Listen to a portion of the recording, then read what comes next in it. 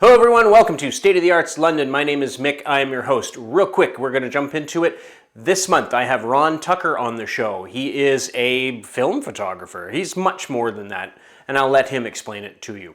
Ron is a classic vintage camera user. His name is pretty much synonymous with those vintage classic cameras as well. If you know anything about old cameras, you probably know who Ron is. So we brought him in and we're having a chat today. It's one of the first times in a long time that I get to chat about something that I'm pretty good at, I've got some knowledge at, so I hope that the chat is enlightening and entertaining. Let's go.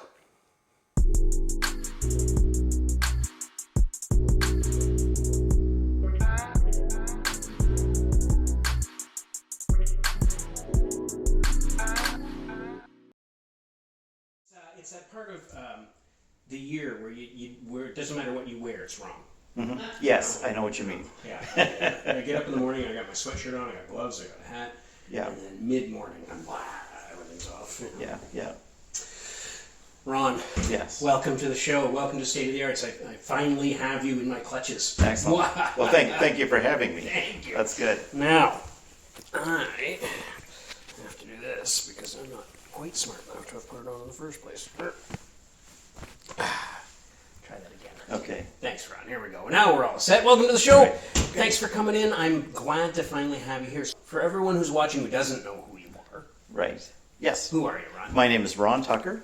I've been thinking about this question about who I am since talking with you. Yeah. And I'm describing myself as an alternative process photographer.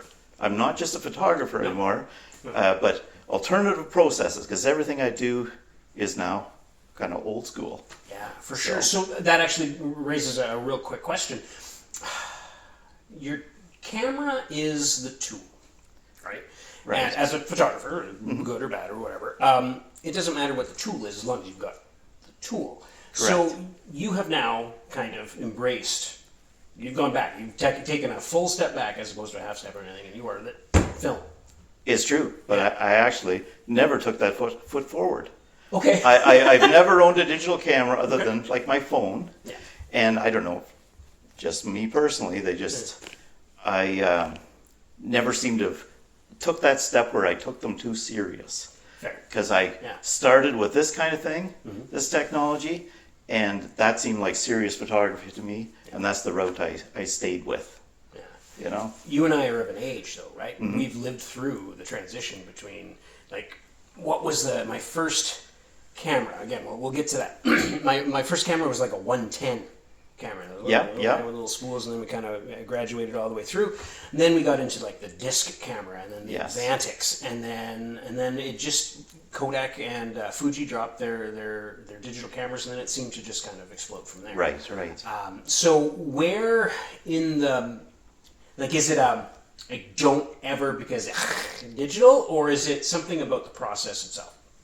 I think for me it was the process. I loved the darkroom. I loved working with film always. So, and I'm not a computer person. Fair. So I just never took that step into digital.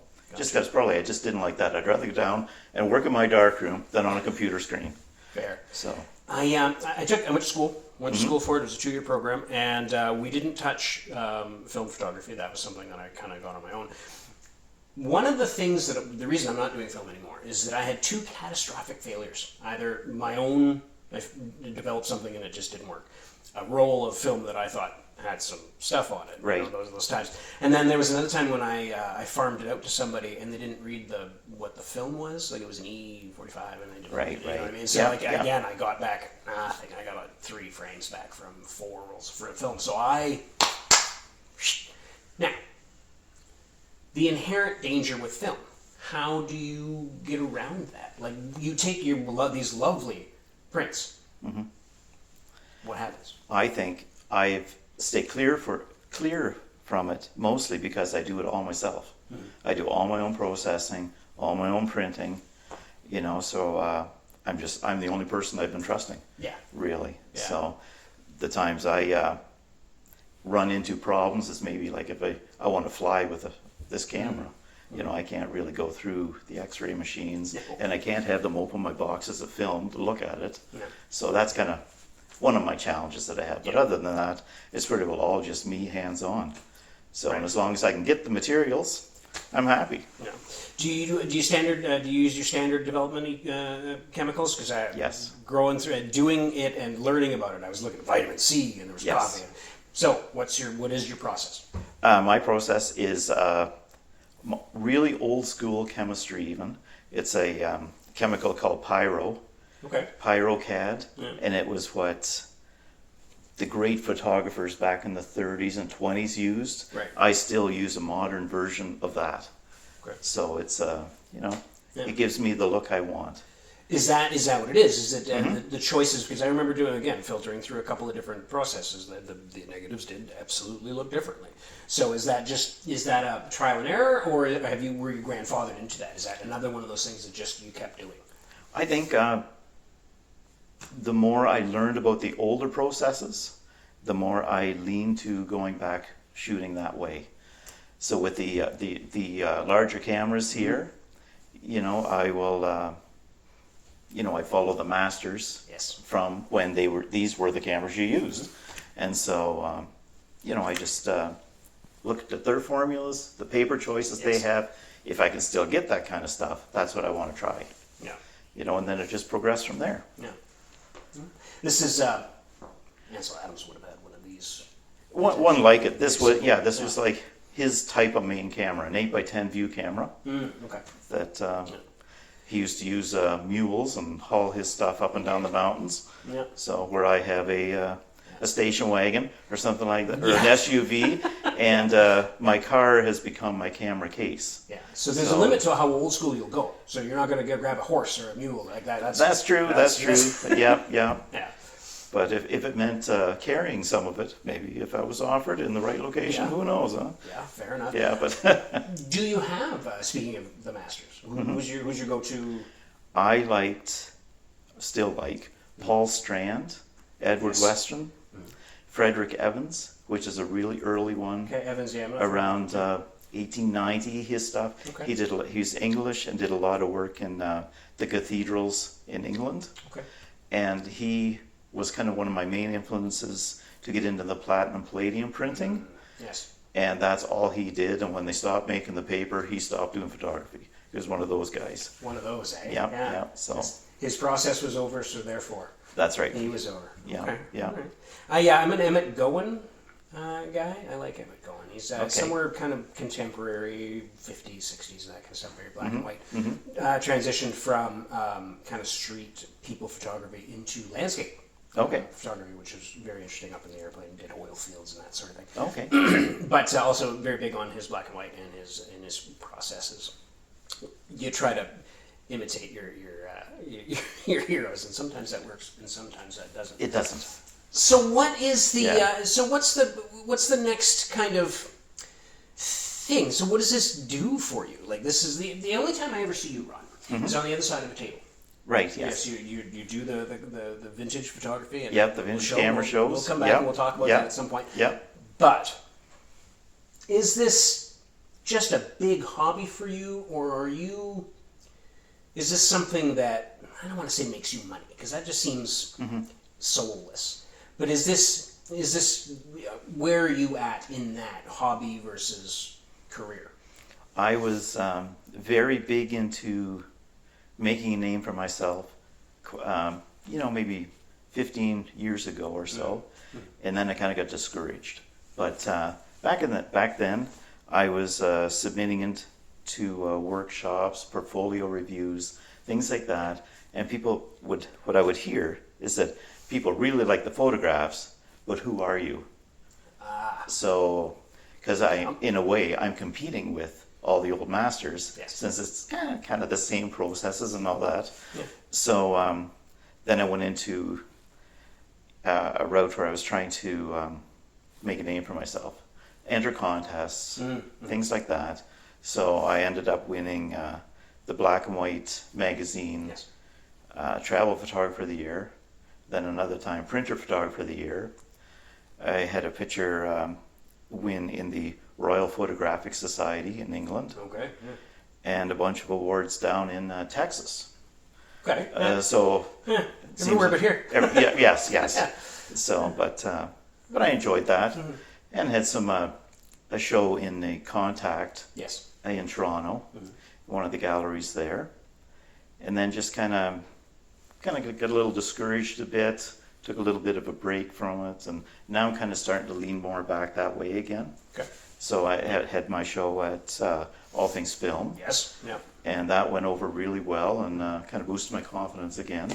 Good. And so I'm heading in that direction again. Good. And see, who knows where it'll take me. Well, you're open to it. Is that? That's right. That's right. The making of the name for you, that is definitely the. We deal on a global market now. You know, back in the day when it was word of mouth in town. Right. I don't know. I don't want to say it was easy to make a name for yourself, but it would have. I feel like it probably would have been a little easier in general. But now we've got this constant bombardment of work from around the world, both Yes. analog and digital. That is.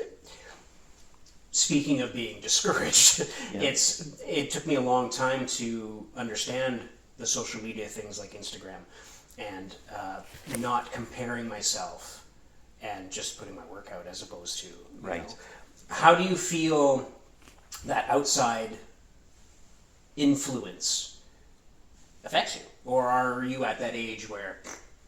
I think I'm getting there. Yeah. Yes. I believe I see the use of it, and I've started to post on Instagram and all that, and just putting my prints out, and I'm getting good response from people, as you say, kind of all over the world. Yeah.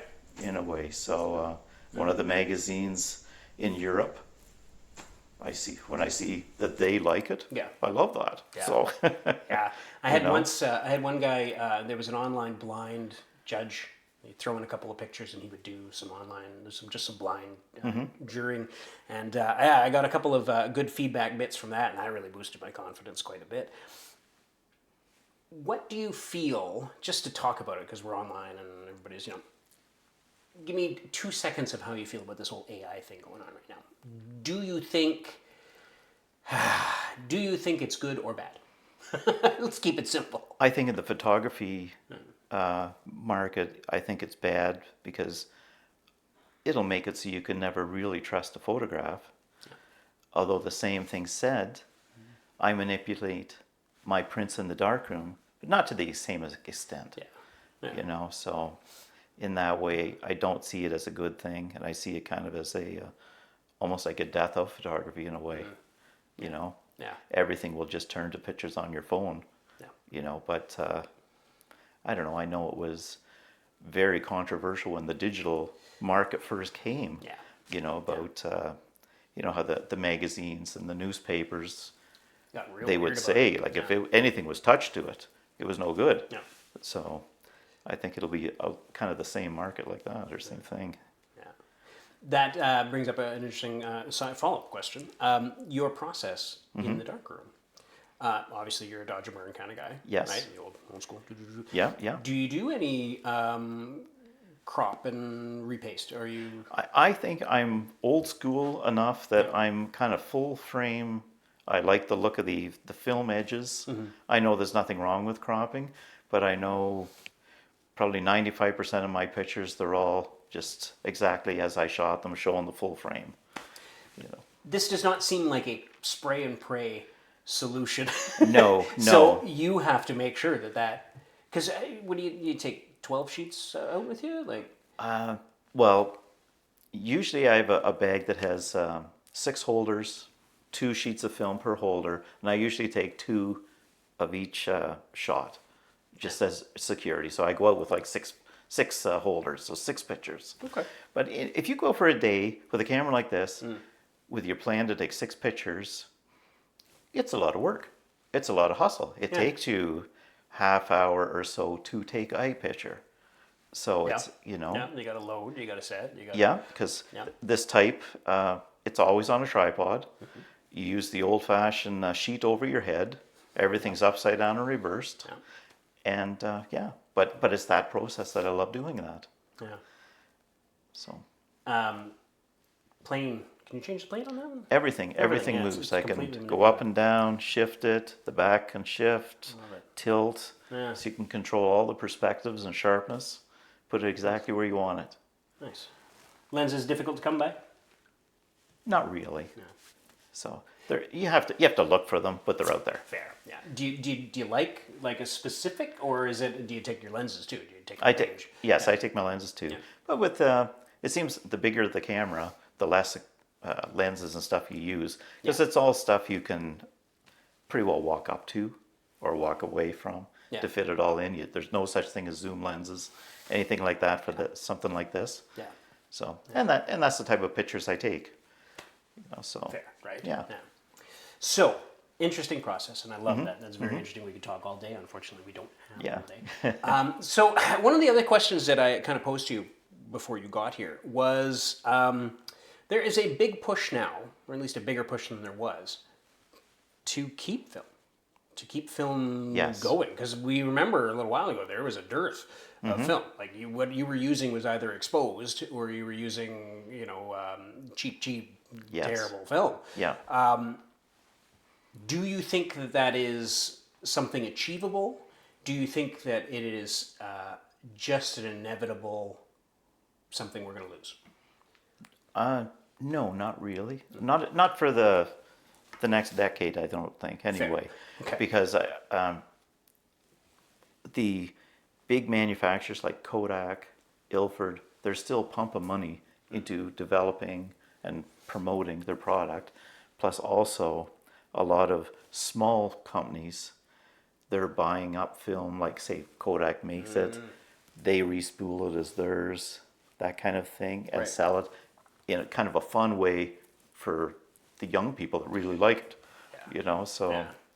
Is the reason I ask. The reason I ask because I remember I got one table year and a bit ago for the show, and it struck me as crazy strange that I sold more digital cameras off that table than I did film cameras. So I asked that question for somebody who's in it to win it, Right. Because you're the guy keeping us with film. Every time you order something, somebody goes, all right, Yeah, somewhere yeah. else, and everybody keeps doing that. So, what would you suggest to keep film going? Like, what's your go-to strategy to get kids involved, to bring people back into it? well, I think the whole thing comes from the young people, and I think they're into it. I know a camera is cool and it's vintage looking and all that, but just my theory only here. Of course. I think kind of a generation went by that they're just on the computers and they lack the hands-on experience of making something.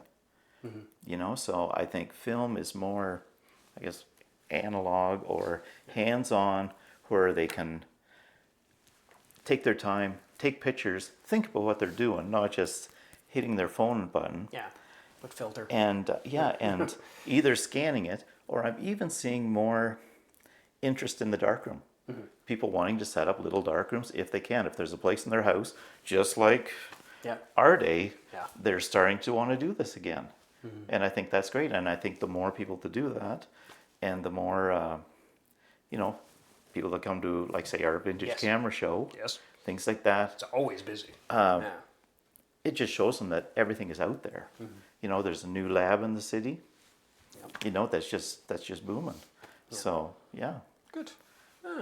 What I think in my head, I think that there's a sense of real versus AI slop now. I think that the little control, and you can be like, no, here's my negative.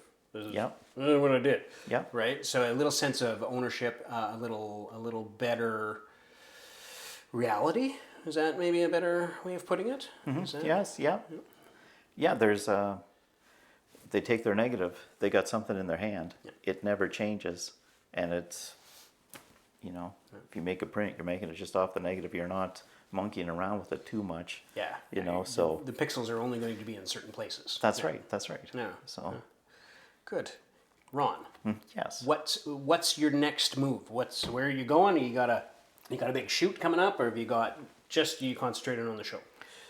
I'm concentrating on the show, but at the same time, I'm trying to get into the darkroom, make more prints, and kind of get caught up, because for a while I was doing lots of shooting and not printing. Yes. So I'm now going to get caught up. So Yeah, that's You know? it. Eh? There's a ebb and a flow to it. Yes. Right? You shoot, and then you're like, all right, I got to develop all this stuff and work with it. That's right. I'm working on a photo shoot right now, and I can't make decisions. I'm not sure what's going on, but I'm going culling and culling, and I just can't. Right, That'll take me a little while, and I can't go out and shoot until I get down. Yep. I know what you mean. That's Yeah. right. So that's great, Ron. I appreciate you taking time out. We're going to take a minute here. I think we're going to retool a little bit, and you're going to pop out some of your prints. We'll do a little bit of that. Sounds good. And I will definitely have some digital options up kind of as we speak. We'll talk about that. But this has been very interesting, and I like talking to other people who deal with film, because while I don't deal with film right now, I'm trying to bring my confidence back to use it. But like you say, there's a lot of people developing right now, so I don't have to leave it in my own hands. So which is nice. So now I have to figure out what cameras still work, because they've all been in a box, right? So I can start flipping some shutters and making sure that I got That's good. Got to exercise those shutters. Yes, exactly. Once again, thank you very much. Okay. This has been a show. We'll take a couple minutes to take a look at some of the work, and we'll show it to you later. Okay. All right. Okay. Here's these are platinum palladium prints, and it's taken with the larger camera. They're a contact print, so the size of the image is the size of the negative. So it's a old process that died out around in the First World War, because they needed the platinum metals, and so it's had a resurgence kind of in the 80s. So that's kind of when I started to get into it. And it's you get high quality artist paper and watercolor it, or print your own emulsion on the paper, and then you make the prints with ultraviolet light. So that's what that extra little bit of square is. Yeah, this is my brush strokes. Love it. Okay, so yeah. The tones on that are gorgeous. Yes. They're awesome. They say a gelatin silver print shows about 10 grades of gray, where these prints show about 100 shades of gray. Yeah. I can't figure that out, but no. it's beyond my eyes. Yeah. So.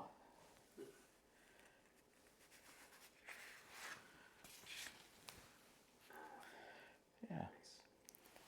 But they just have a nice tone to them. Now, how much dark room work are we talking here? These prints, they take ages to make. So I was just in the other day, and it took me the whole day to make 3 test strips and 2 prints. Wow, okay. And by the time they dry, they change, and they can be too dark. You got to start again. Wow. But so on average, I can get 1 or 2 prints out a day. There's some beehive lids.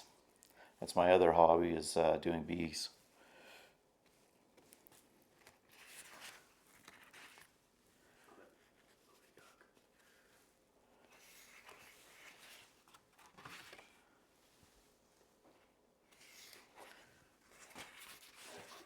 Springbank Park there. It's down in New Mexico. Nice. Little church. Yeah. Excellent. So a little sampling. Yeah. We will. I'll pop those up. Like I'll have you show them, and then I'll pop them up so people can see them. Okay. Pause on it and take a look. But yeah, excellent. Ron. Nice. All right, everyone. That's what I've got for you. That's our episode for this month. Next month, I have Ben Kennis on the show. He is a local actor. We'll talk about his projects coming up, the stuff that he and I have worked on together, and what it's like to be part of the theatre community in London. Please tune in for that, and I will see you next month. On the other hand, I was going to say there's more opportunities for other roles for me now, right? Yeah. Like one of my dream roles is always going to be Sweeney Todd. Yes. Right? Dream role. Of course. Yeah. I couldn't really be that role before. I've done that show twice. I did it once in 2012, 2013 with the Pacheco Theatre.